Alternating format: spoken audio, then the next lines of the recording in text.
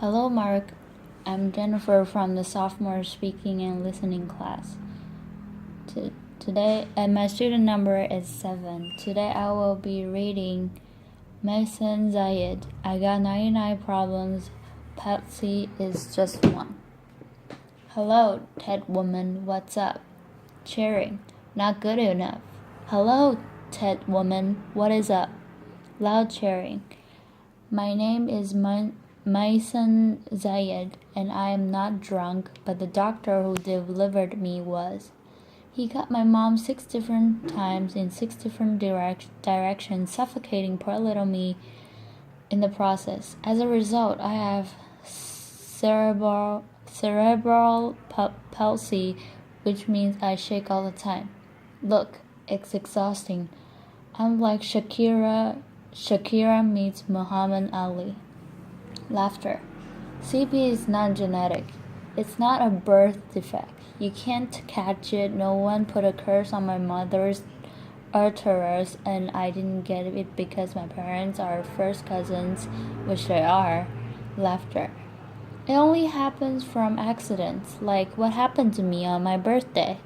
Now I must warn you, I'm not inspirational. Laughter.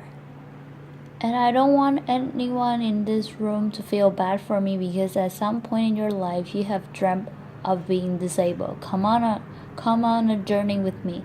It's Christmas Eve, you're at the mall, you're driving around in circles looking for parking, and what do you see? 16 empty handicap spaces. Laughter. And you're like, God, can't I just be a little disabled? Laughter. Also, I've got to tell you, I've got 99 problems and palsy is just one. Laughter. If there was an oppression Olympics, I would win the gold medal. I'm Palestinian, Muslim, I'm female, I'm disabled, and I live in New Jersey. Laughter. Applause. If you don't feel better about yourself, maybe you should. Laughter. Cliffside Park, New Jersey is my hometown. I have always loved the fact that my hood and my affliction share the same initials. I also love the fact that if I wanted to walk from my house to New York City, I could. A lot of people with CP don't walk, but my parents didn't believe in can't. My father's mantra was, you can do it, yes, you can. Laughter. So if my 3 older sisters were mopping, I was mopping. If my 3 older sisters went to public school, my parents would sue the school system and guarantee that I went too. And if we didn't all get A's, we all got my mother's slipper. Laughter. My father taught me how to walk when I was 5 years old by placing my heels on his feet and just walking. Another tactic that he used is he would dangle a dollar bill in front of me and have me chase it. Laughter. My inner stripper was very strong. Laughter. Growing up, there was only 6 Arabs in my town, and they were all my family. Laughter. Now there are 20 Arabs in town, and they are still all my family. Laughter. I don't think anyone even noticed we weren't Italian. Laughter. Applause. This was before 911 and before politicians thought it was appropriate to use I hate Muslims as a campaign slogan. The people that I grew up with had no problem with my fate. They did, however, seem very concerned that I would starve to death during Ramadan. I would explain to them that I have enough fat to live off for 3 whole months, so fasting from sunrise to sunset is a piece of cake. Laughter. I have tap dance on Broadway. Yeah, on Broadway, it's crazy. Applause. My parents couldn't afford physical therapy, so they sent me to dancing school. I learned how to dance in heels, which means I can walk in heels. And I'm from Jersey, and we are really concerned with being chic. So if my friends wore heels, so did I. And when my friends went and spent their summer vacations on the Jersey Shore, I did not. I spent summers in a war zone because my parents were afraid that if we didn't go back to Palestine every single summer, we'd grow up to be Madonna. Laughter. Summer vacations often consisted of my father trying to heal me, so I drank deer's milk. I had hot cups on my back. I was dunked in the Dead Sea, and I remember the water burning my eyes and thinking, it's working, it's working. Laughter. But one miracle cure we did find was yoga. I have to tell you, it's very boring, but before I did yoga, I was a stand-up comedian who can't stand up, and now I can stand on my head. My parents reinforced this notion that I could do anything, that no dream was impossible, and my dream was to be the daytime soap opera General Hospital. Laughter. I went to college during affirmative action and got a sweet scholarship to ASU, Arizona State University, because I fit every single quota. Laughter. I was like the pet lemur of the theater department. Everybody loved me. I did all the less than intelligent kids' homework. I got A's in all of my classes, A's in all of their classes. Laughter. Every time I did a scene from the Glass Menagerie, my professors would weep, but I never got cast. Finally, my senior year, ASU decided to do a show called A Dance Real Show in Jackson. It's a play about a girl with CP. I was a girl with CP, so I started shouting from the rooftops, I'm finally going to get a part. I have cerebral palsy, free at last, thank God Almighty, I'm free at last. I didn't get the part.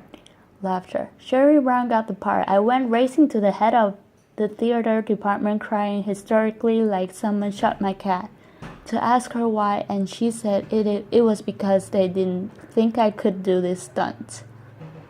I said, excuse me, if I can't do the stunts, neither can the characters.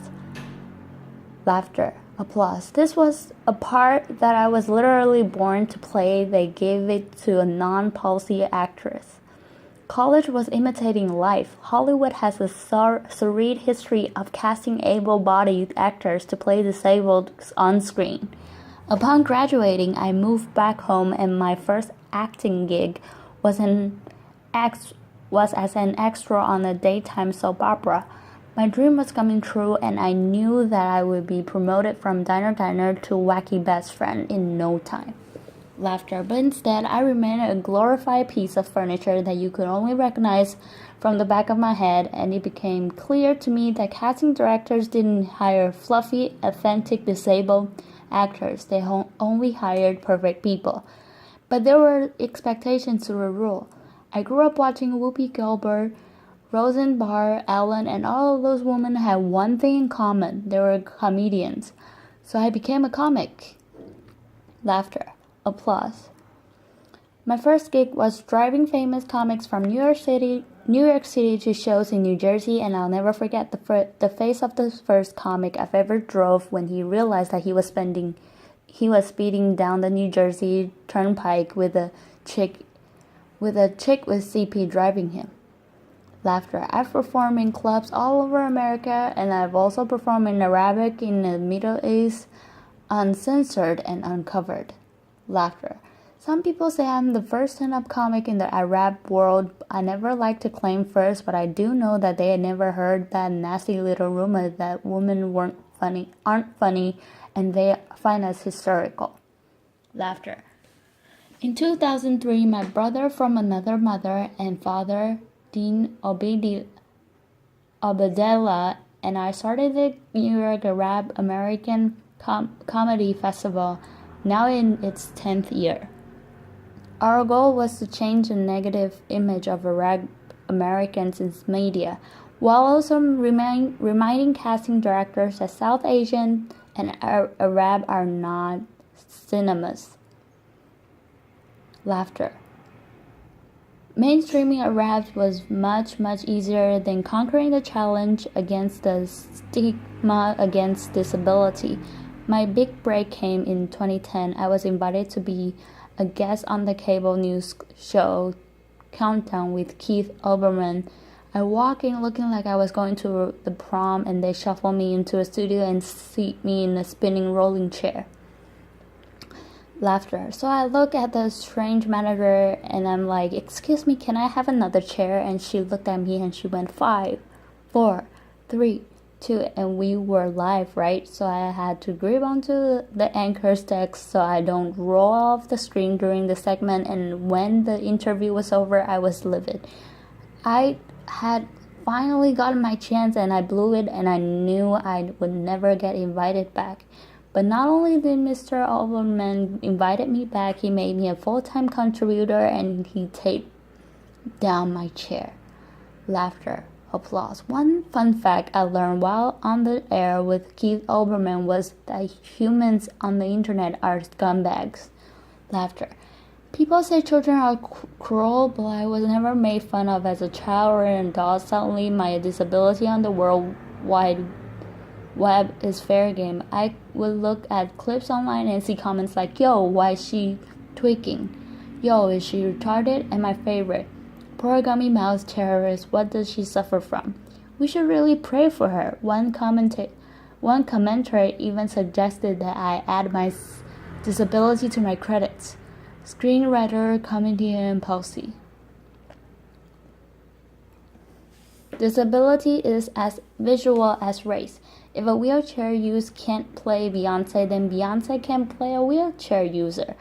The disabled are the largest, yet clap for that, man. Come on. Applause. People with disabilities are the largest minority in the world, and we are the most underrepresented in entertainment. The doctor said that I would walk, but I'm here in front of you. However, if I grew up with social media, I don't think I would be.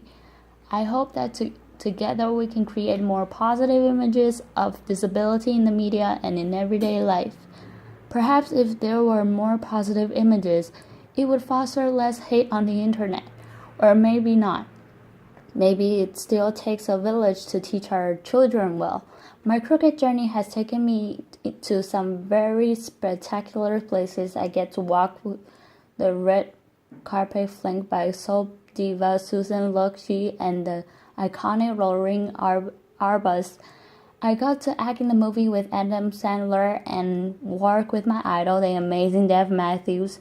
I toured the world as a headliner on Arabs Gone Wild. I was delegate representing the great state of New Jersey in the 2008 DNC, and I found Mayson's Kids, a charity that hopes to give Palestinian refugee children a sliver of the chance my parents gave me. But the one moment that stands out the most was when I got, before this moment, laughter, applause, but the one moment that stands out the most was when I got to perform for the man who floats like a butterfly and stings like a bee, has Parkinson's and shakes just like me, Muhammad Ali.